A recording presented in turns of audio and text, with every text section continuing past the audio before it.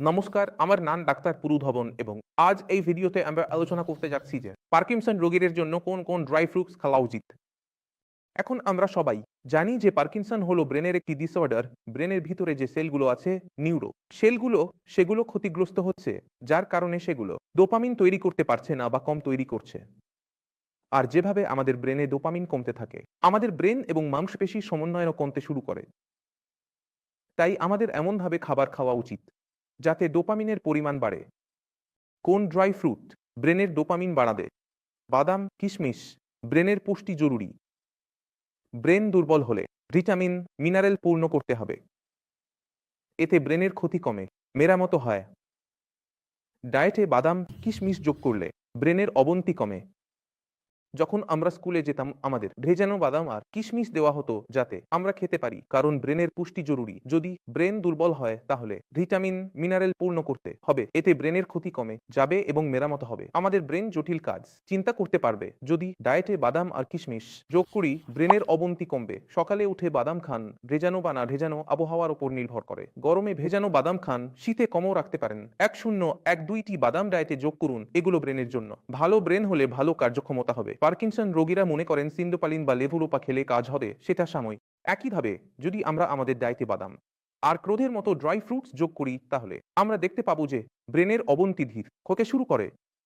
আপনাকে কিছুই করতে হবে না। সকালে উঠে বাদাম খান, ভেজানো হোক বা না হোক আবহাওয়ার উপর নির্ভর করে।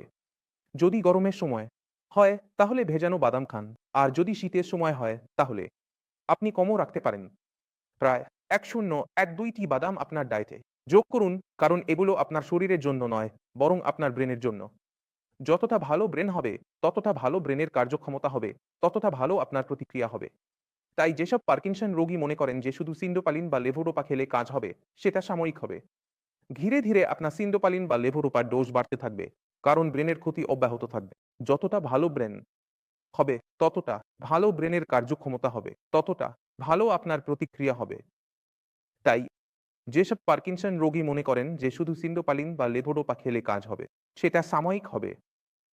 ধীরে ধীরে আপনার সিন্ডোপালিন বা লেভোডোপার ডোজ বাড়তে থাকবে, কারণ ব্রেনের ক্ষতি অব্যাহত থাকবে। যদি আপনি এই ক্ষতি রোধ করতে চান, নিয়ন্ত্রণ করতে চান, তাহলে আপনাকে কিছু বিষয়ে একসাথে কাজ করতে হবে। প্রথমত, ডায়েট। আপনি কি খাচ্ছেন এবং কি খাচ্ছেন না, এটা খুব গুরুত্বপূর্ণ। এতে প্রোটিন আছে, কার্বোহাইড্রেটস আছে এবং এতে ভিটামিনও আছে। নিজের কাছে প্রশ্ন করা, আজ আপনি ভালো কি খেয়েছেন? ভালো কি খেয়েছেন? দ্বিতীয় গুরুত্বপূর্ণ বিষয় হলো, আপনি কি আপনার ব্রেনকে সঠিকভাবে রক্ষা করেছেন? আজ কি আপনি এক্সারসাইজ করেছেন? যদি আপনি এক্সারসাইজ না করেন, তাহলে আপনার ব্লাড সার্কুলেশন ভালো হবে না, আর এতে আপনার ব্রেনের জন্য উপকার হবে না। নিজের কাছে প্রশ্ন করা ক্ষতির কারণ হবে। আমাকে কিছু বলার দরকার নেই। তৃতীয় গুরুত্বপূর্ণ বিষয় হলো, আজ রাতে আপনার ঘুম ঠিকমতো হয়েছে কিনা। আপনি কি ৮-৯ ঘন্টা ঘুমিয়েছেন নাকি ঘুমাননি?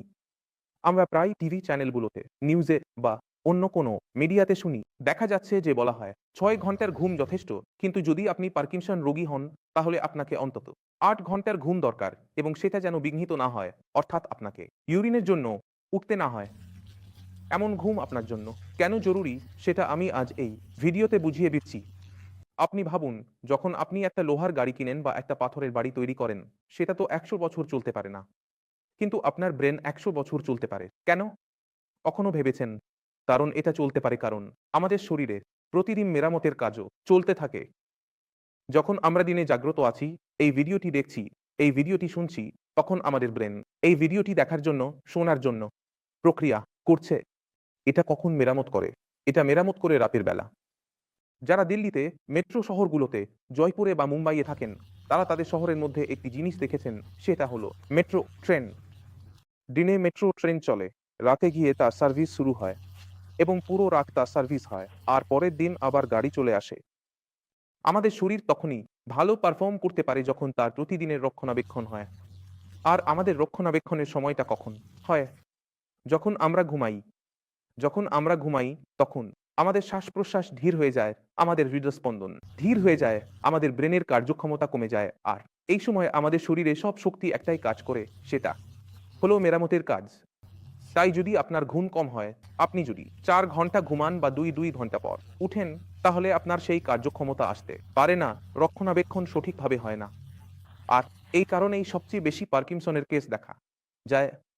দ্বিতীয় যে বড় কারণ পার্কিনসনের পেছনে দেখা যায়, সেটা হলো স্ট্রেসের স্তর খুব বেশি হয়ে যাওয়া।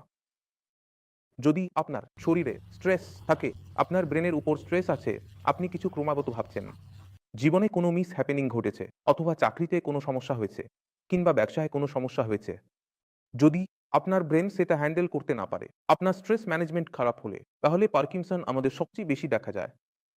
এবং প্রায় যেসব সরকারি কর্মচারী থাকে যারা তাদের কাজের প্রতি খুব ভালোবাসা রাখে, বাচ্চাদের পর তাদের রিটায়ারমেন্ট হয়, যেমন তারা রিটায়ার হন, তাদের সমস্যা শুরু হতে থাকে। তাহলে আপনি আপনার ব্রেনকে কোনো না কোনো ভালো শখে যুক্ত রাখুন। মানে যদি আপনি মিউজিক পছন্দ করেন, সারা জীবন মিউজিক করতে পারেননি, গান শেখো, গ্রাম বাঁচাও। যদি ছোটবেলায় আঁকতেন, এখন আপনি জানেন না আপনাকে পুরো দিন কি করতে হবে, পেন্টিং করো। আপনি যদি পরিকল্পনা এবং চাষ পছন্দ করেন, তবে তাও করুন। কারণ আপনাকে আপনার ব্রেনকে কোনো না কোনো কার্যকলাপে যুক্ত রাখতে হবে। এটা খুব গুরুত্বপূর্ণ এবং আপনাকে তাদের মধ্যে থাকতে হবে যারা আপনাকে খুশি রাখে। অফেন আমরা কি দেখি যে যারা গ্রামে থাকে তাদের বাচ্চারা শহরের দিকে চলে যায়, আর প্যারেন্টরা গ্রামে থেকে যায়।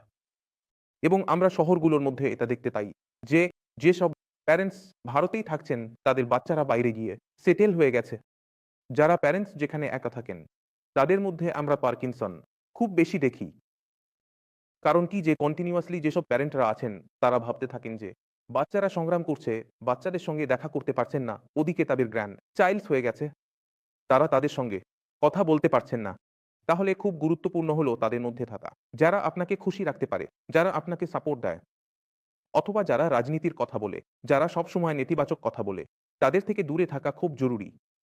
তাহলে শুরুটা আমরা করেছি এই ভিডিওতে কোন কোন ড্রাই ফ্রুটস আছে, সেগুলো কোথাও না কোথাও আমি আপনাকে পুরোপুরি পার্কিনসনের কারণগুলো বলবো। আমি আশা করি আপনি এই কার্ডগুলোকে আপনার জীবন থেকে বের করতে পারবেন, যাতে আপনি আপনার পার্কিনসনকে এড়িয়ে যেতে বাধা দিতে পারেন। যাদের মধ্যে পার্কিনসন হয়ে গেছে তাদেরকে ঠিক করা খুব জরুরি, এবং একটি উপায় হলো মেইনটেনেন্স মোডকে দীর্ঘ সময় চালু রাখা। ইউরিং এর সমস্যা আছে, ইউরিং এর সমস্যা সমাধান করুন। যদি কিছু বুঝতে না পারেন, তাহলে আমার সঙ্গে বা আমার টিমের সঙ্গে যোগাযোগ করুন। কারণ যদি আপনার ঘুম ঠিক হয়ে যায়, তাহলে আপনার ৫-০% চিকিৎসা সেখানেই হয়ে যায়।